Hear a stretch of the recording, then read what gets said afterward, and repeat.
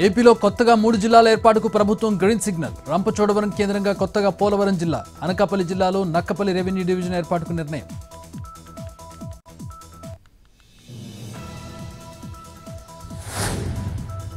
ఇవాళ కోనసీమ జిల్లాలో deputy CM పర్యటన.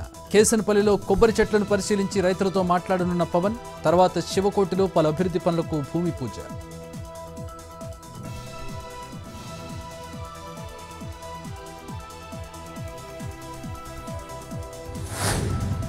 రెండో రోజు కడప జిల్లాలో వైసీపీ అధినేత పర్యటన.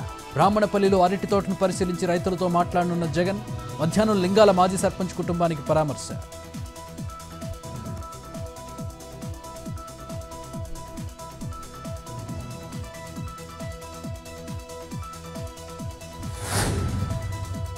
ఐబొమ్మ రవిని మరోసారి కస్టడీ కోరుతూ పిటిషన్. 7 రోజుల విచారణకు పోలీసుల విజ్ఞప్తి.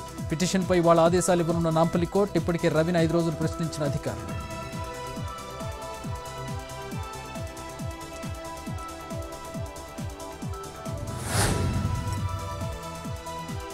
వికారాబాద్ జిల్లా తాండూరులో ప్రమాదకరంగా నాపరాతి రవాణా. వందల సంఖ్యలో ట్రాక్టర్లు, టిప్పర్లలో గుట్టలుగా పేర్చి తరలింపు. వెహికల్స్ అతివేగంతో భయాందోళనకు గురవుతున్న ఇతర వాహనదారులు.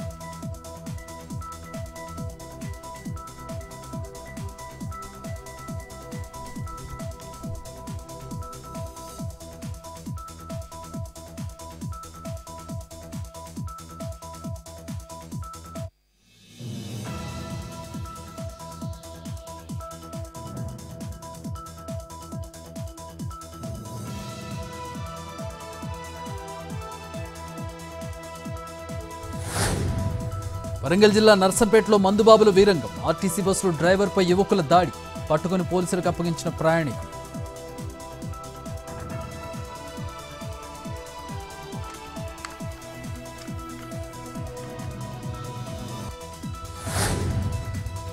తిరుపతి ఎస్వి యూనివర్సిటీలో మరోసారి చిరుత కలకలం. ఎంప్లాయీస్ క్వార్టర్స్ దగ్గర రాత్రి నాటుకోళ్ల షెడ్డుపై దాడి.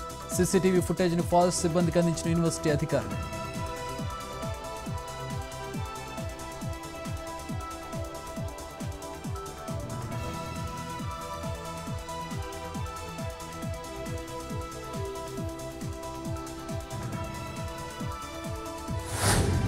కర్ణాటకలో పవర్ పాలిటిక్స్. సీఎం మార్పుపై ఇంకా వీడని సస్పెన్స్. హైకమాండ్ నిర్ణయం తీసుకోవాలన్న సిద్ధరామయ్య.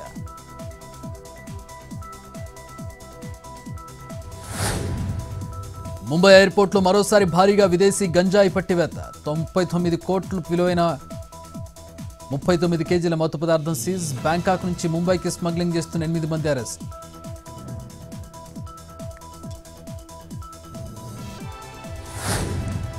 పెరుగుతున్న బంగారం ధరలు. 24 క్యారెట్ గోల్డ్ 1,27,050. 22 carat gold 1,16,460.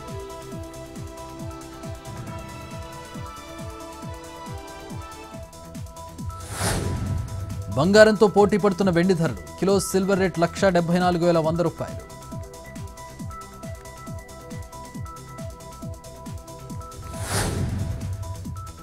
తిరుమలలో కొనసాగుతున్న రద్దీ. సర్వదర్శనానికి 12 గంటల సమయం.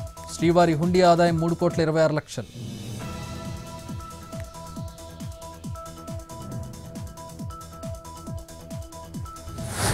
బంగాళాఖాతంలో ఒక వాయుగుండం, మరో అల్పపీడనం బలపడుతుండటంతో 29 నుంచి ఏపీకి భారీ వర్ష హెచ్చరిక.